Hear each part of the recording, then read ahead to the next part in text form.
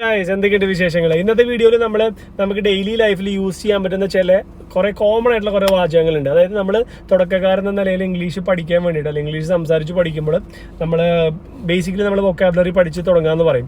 ഇനി നമുക്ക് അത്യാവശ്യം ഒരു വെടിക്കളം വരെ നമ്മുടെ ഉണ്ടെന്നൊക്കെ നമ്മൾ പറയൂല. അപ്പോൾ അത്തരത്തിൽ നമുക്ക് എവിടെയെങ്കിലുമൊക്കെ പോയി കഴിഞ്ഞാൽ അത്യാവശ്യ സാഹചര്യങ്ങൾ പിടിച്ചു നിൽക്കുന്നതിന് വേണ്ടിയിട്ട് നമുക്ക് ഉപയോഗിക്കാവുന്ന കുറച്ച് ഇംഗ്ലീഷ് വാചകങ്ങളുണ്ട്. നമുക്ക് അത് ഇംഗ്ലീഷിലും പഠിച്ചിട്ട് അതിൻ്റെ മലയാളം അർത്ഥം എന്താണെന്ന് നോക്കിക്കഴിഞ്ഞിട്ട് അത് നിങ്ങൾ ബൈ ഹാർട്ട് പഠിച്ചു കഴിഞ്ഞാൽ നിങ്ങൾക്ക് ഒരുപാട് സാഹചര്യങ്ങൾ നിങ്ങൾക്ക് പോണ സമയത്ത് നിങ്ങൾക്ക് തീർച്ചയായിട്ടും യൂസ്ഫുൾ ആയിട്ടാണ്. അപ്പോൾ നമുക്കൊന്ന് സ്ക്രീനിൽ പോയിട്ട് നോക്കാം എന്താ സംഭവം എന്നുള്ളത്. അത് നമ്മൾ ഇതെടുക്കുന്നു, യെസ്, ഇത് ഓപ്പൺ ആക്കുന്നു. അത് കഴിഞ്ഞിട്ട് ഈ ഫോട്ടോ വലുതാക്കി നോക്കാം. ഫസ്റ്റത്തെ ബിലീവ് മീ എന്ന് പറഞ്ഞു കഴിഞ്ഞാൽ നമുക്ക് പറയാൻ പറ്റുന്ന പ്ലീസ് ബിലീവ് മീ, ഞാൻ പറയണത് നിങ്ങൾ വിശ്വസിക്കൂ, ദയവ് ചെയ്ത് വിശ്വസിച്ചാലും എന്നൊക്കെ നമ്മൾ പറയില്ലേ. അപ്പം അത്തരം സാഹചര്യങ്ങളിൽ നമുക്ക് ഉപയോഗിക്കാൻ പറ്റുന്ന വാക്കാണ് ബിലീവ് മീ എന്ന് പറയുന്നത്. രണ്ടാമത്തെ നോക്കട്ടെ, കോൾ മീ ബാക്ക് എന്ന് പറഞ്ഞു കഴിഞ്ഞാൽ നമ്മളൊരാളെ വിളിച്ചിട്ട് കിട്ടിയില്ല, അപ്പോൾ നമ്മൾ തിരിച്ച് മെസ്സേജ് അയക്കുക, hey please call me back. അല്ലെങ്കിൽ ഒരാൾ നമ്മളെ വിളിച്ചപ്പോൾ നമ്മൾ പറഞ്ഞു okay please call me back, please call me later. അതായത് എന്നെ പിന്നെ തിരിച്ചു വിളിക്കൂ അല്ലെങ്കിൽ എന്നെ പിന്നെ തിരിച്ചു വിളിച്ചാലെന്നൊക്കെ നമ്മൾ പറയില്ലേ. അപ്പോൾ അത്തരം സാഹചര്യങ്ങൾ നിങ്ങൾ തിരക്കാണെന്നുണ്ടെങ്കിൽ അല്ലെങ്കിൽ നിങ്ങളൊരാളെ വിളിച്ചിട്ട് കിട്ടിയില്ലെങ്കിലൊക്കെ നിങ്ങൾക്ക് അറിയിക്കാവുന്നൊരു സംഭവമാണ് hey please call me back. As soon as possible. ഈ ആസ് സൂൺ ആസ് പോസിബിൾ രണ്ട് തരത്തിൽ കാണട്ടോ. ഒന്ന് ഇങ്ങനെ കംപ്ലീറ്റ് ആയിട്ട് എഴുതിയിട്ടുണ്ടാവും, അല്ലെങ്കിൽ ASAP എന്ന് എഴുതിയിട്ടുണ്ടാവും. ഈ ASAP ആയിരിക്കും പലപ്പോഴും കാണുന്നുണ്ട്. അപ്പോൾ നമ്മൾ എന്തെങ്കിലും ഒരു മെസ്സേജിലൊക്കെ ASAP എന്ന് കണ്ടു കഴിഞ്ഞാൽ നമ്മൾ എന്താണ് ഈ ASAP എന്ന് പലരും തെറ്റിദ്ധരിക്കുന്നുണ്ടാവും. ഈ ASAP എന്ന് പറഞ്ഞു കഴിഞ്ഞാൽ എത്രയും പെട്ടെന്ന്, ആസ് സൂൺ ആസ് പോസിബിൾ. അതായത് നിങ്ങൾ എത്രയും പെട്ടെന്ന് അവിടെ എത്തിച്ചേരേണ്ടതാണ്. You have to be there ASAP, അല്ലെങ്കിൽ you have to be there as soon as possible. അതായത് എത്രയും പെട്ടെന്ന് എത്രയും വേഗത്തിൽ നിങ്ങൾ അവിടെ എത്തിച്ചേരേണ്ടതാണ്. ഈ എത്രയും പെട്ടെന്ന്, എത്രയും വേഗത്തിൽ, എത്ര എളുപ്പത്തിൽ, അല്ലെങ്കിൽ എത്ര ഫാസ്റ്റായിട്ടൊന്ന് ചെയ്യാൻ പറ്റുമെന്നൊക്കെ പറയേണ്ട സാഹചര്യങ്ങളിൽ നമുക്ക് ഉപയോഗിക്കാൻ പറ്റുന്ന ഒരു സംഭവമാണ് ആസ് സൂൺ ആസ് പോസിബിൾ കേട്ടോ.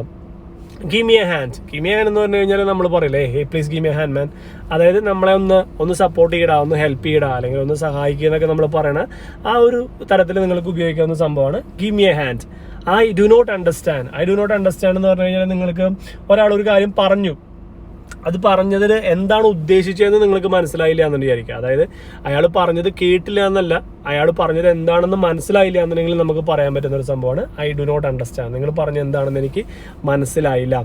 I do not mean it എന്ന് പറഞ്ഞു കഴിഞ്ഞാൽ നമ്മളൊരാളോടൊരു ഡയലോഗ് പറഞ്ഞു, പക്ഷേ നമ്മൾ പറഞ്ഞ അർത്ഥമല്ല അദ്ദേഹത്തിന് കിട്ടിയതെന്ന് വിചാരിക്കാം. നമ്മൾ പറഞ്ഞ കാര്യമെല്ലാം മൂപ്പർക്ക് മനസ്സിലായെന്നുണ്ടെങ്കിൽ നമുക്ക് പറയാവുന്ന ഒരു ഡയലോഗാണ് I do not mean it. അതായത് ഞാൻ അങ്ങനെ ഉദ്ദേശിച്ചിട്ടല്ല പറഞ്ഞത്, ഞാൻ ഇതാണ് ഉദ്ദേശിച്ചതെന്ന് പറഞ്ഞിട്ട് നിങ്ങൾ എന്താണോ ഉദ്ദേശിച്ചത് അത് നിങ്ങൾക്ക് കറക്റ്റായിട്ട് പറയാം. ഹൗ മച്ച് ഈസ് ഇറ്റ് എന്ന് ചോദിച്ചു കഴിഞ്ഞാൽ നമുക്ക് എന്തെങ്കിലും ഒരു സാധനത്തിന്റെ വില ചോദിക്കണം എന്നുണ്ടെങ്കിൽ നമുക്ക് ഉപയോഗിക്കാവുന്ന ഒരു സെന്റൻസ് ആണ് ഹൗ മച്ച് ഈസ് ഇറ്റ്. അതിന് എത്രയാണ് വില ചേട്ടാ? ഹൗ ഓൾഡ് ആർ യു ഒക്കെ എല്ലാവർക്കും അറിയാവുന്ന ഒരു സംഭവമാണ് അല്ലേ. അതായത് എത്ര വയസ്സായി, നിങ്ങൾക്ക് എത്ര പ്രായമായി.